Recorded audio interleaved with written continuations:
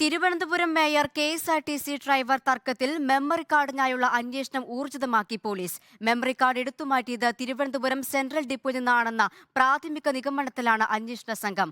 തിരുവനന്തപുരം ഡിപ്പോയിലെ ജീവനക്കാരെ തമ്പാനൂർ പോലീസ് ചോദ്യം ചെയ്തേക്കും. ബസ് ടെർമിനലിനുള്ളിലെ CCTV ദൃശ്യങ്ങളും പരിശോധിക്കും.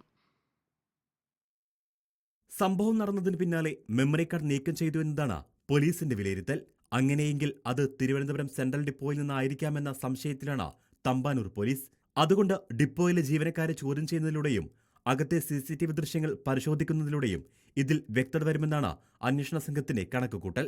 കൃത്യമായി അറിയുന്ന ഒരാളാണ് ഈ മെമ്മറി കാർഡ് അഴിച്ചു മാറ്റിയിട്ടുണ്ടാവുക എന്നതാണ് വിലയിരുത്തൽ. KSRTCയുടെ ആഭ്യന്തര അന്വേഷണവും ഇക്കാര്യത്തിൽ തുടരുകയാണ്. ഇതുമായി ബന്ധപ്പെട്ട് കഴിഞ്ഞ ദിവസം ഫോറൻസിക് സംഘം KSRTC ബസ് പരിശോധന നടത്തിയിരുന്നു.